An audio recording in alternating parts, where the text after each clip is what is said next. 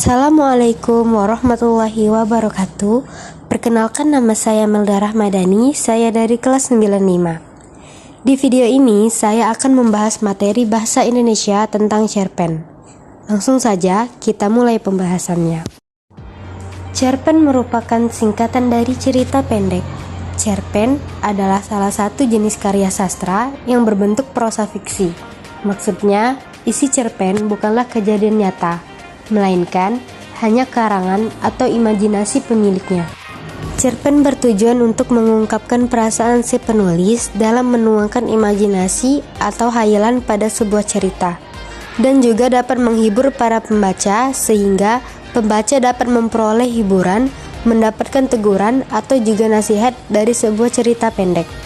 Cerpen juga mempunyai ciri-ciri, diantaranya 1. Ceritanya fiktif. 2. Jumlah katanya sedikit. 3. Keterbatasan tokoh atau karakter. 4. Plotnya sangat singkat. 5.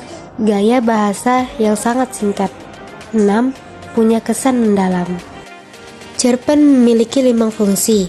Yang pertama, fungsi rekreatif, yang berperan untuk memberikan rasa senang, gembira, dan menghibur para pembacanya. Yang kedua, fungsi estetis, yang berperan untuk memberikan keindahan bagi para pembaca karya sastra tersebut. Yang ketiga, fungsi moralitas, yang berfungsi memberikan nilai-nilai moral kepada pembaca, sehingga pembaca mendapatkan pengetahuan tentang yang baik dan yang buruk. Yang keempat, fungsi didaktif, yang berperan untuk mengarahkan dan mendidik para pembaca dengan nilai-nilai kebenaran dan kebaikan di dalam cerita. Yang terakhir, fungsi religiositas, mengandung nilai-nilai yang terdapat pada ajaran agama yang dapat dijadikan teladan bagi para pembacanya. Unsur pada cerpen terbagi menjadi 2, yaitu unsur intrinsik cerpen dan unsur ekstrinsik cerpen. Unsur intrinsik cerpen adalah unsur yang membangun cerita dari dalam. Terdapat 7 unsur intrinsik cerpen, yaitu tema, tokoh dan penokohan, latar, alur, sudut pandang, amanat, dan gaya bahasa. Sementara unsur ekstrinsik cerpen adalah unsur yang membentuk cerita dari luar.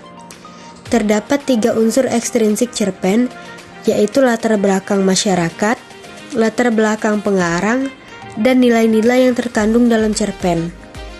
Unsur intrinsik cerpen. 1. Tema. Tema adalah gagasan utama yang ingin disampaikan pengarang dalam cerpen. 2. Tokoh dan penokohan. Tokoh merupakan pelaku dalam sebuah cerita, sementara penokohan merupakan watak atau karakter tokoh yang terdapat dalam sebuah cerita. 3. Latar. Latar merupakan gambaran tempat, waktu, dan suasana pada cerita. 4. Alur dan plot.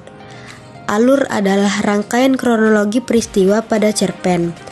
Alur dibedakan menjadi 3, yaitu alur maju, alur mundur, dan alur campuran. Sementara plot merupakan gambaran peristiwa yang mengandung hubungan sebab akibat. 5. Sudut pandang. Berarti pandangan pengarang terhadap cerpen. 6. Amanat. Amanat merupakan pesan moral yang ingin disampaikan oleh penulis kepada pembaca melalui cerpen. 7. Gaya bahasa. Gaya bahasa cerpen berfungsi untuk memberikan kesan yang lebih menarik, umumnya dengan menggunakan majas. Unsur ekstrinsik cerpen berupa nilai agama, nilai moral, nilai sosial, dan nilai budaya.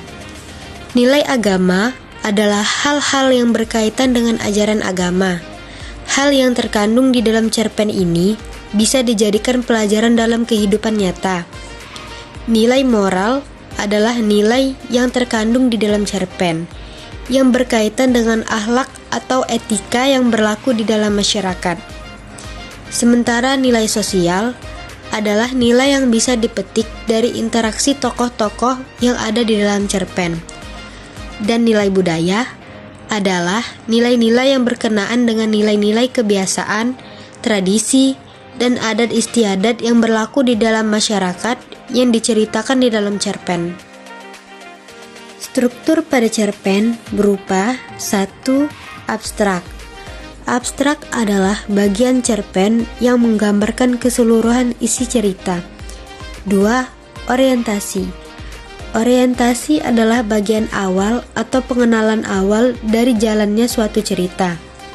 3. Rangkaian peristiwa. Rangkaian peristiwa adalah paragraf yang bercerita tentang terjadinya peristiwa hingga pada puncak masalah. Keempat, komplikasi. Konflikasi adalah puncak masalah, pertentangan, atau ketegangan yang dialami oleh tokoh dalam cerita. Yang kelima, resolusi. Resolusi adalah solusi terhadap masalah yang dialami tokoh dalam cerita tersebut. Yang keenam, koda. Koda adalah komentar akhir terhadap keseluruhan cerita, yang biasa disebut juga dengan kesimpulan. Cerpen mempunyai 5 jenis. Yang pertama, cerpen kilat atau cerpen mini. Cerpen kilat atau cerpen mini adalah cerpen yang isinya sangat pendek, yaitu hanya terdiri antara 300 sampai 750 kata. 2. Cerpen double. Cerpen double adalah jenis cerpen yang sangat singkat, yaitu hanya terdiri dari 100 kata saja. Penulis cerpen double, jumlah katanya sangat terbatas, dan penulis harus membuat cerita yang semenarik dan semengasarkan mungkin bagi pembaca. 3. Cerpen anekdot. Cerpen anekdot adalah cerpen yang isinya berupa cerita komedi, lucu, dan menggelikan. Keempat, cerpen fabel. Cerpen fabel adalah cerpen yang menggunakan hewan sebagai tokoh.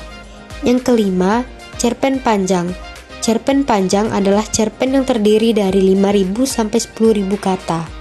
Jenis cerpen ini biasanya akan menyampaikan plot cerita yang jauh lebih panjang dengan alur yang santai. Kaidah kebahasaan cerpen. 1. Mengandung kalimat bermakna lampau, seperti pada suatu senja, beberapa tahun lalu, beberapa tahun silam, dan sebagainya. 2. Menyatakan urutan waktu dengan konjungsi kronologis, seperti sejak saat itu, setelah itu, mula-mula, kemudian, sebelum, lalu, dan sebagainya. 3. Menggunakan kata kerja atau verba yang mengandung tindakan, seperti memotong, memotret, memakai, memasak, serta kata kerja yang berhubungan dengan perasaan, seperti merindukan, mengasihi, ataupun menyakiti. Keempat, menggunakan kalimat tak langsung, seperti menanyakan, mengungkapkan, mengatakan, serta kalimat langsung berupa percakapan antar tokoh dengan tanda kutip. Nah, ini dia adalah salah satu contoh dari teks cerpen. Sekian pemaparan materi dari saya. Wassalamualaikum warahmatullahi wabarakatuh.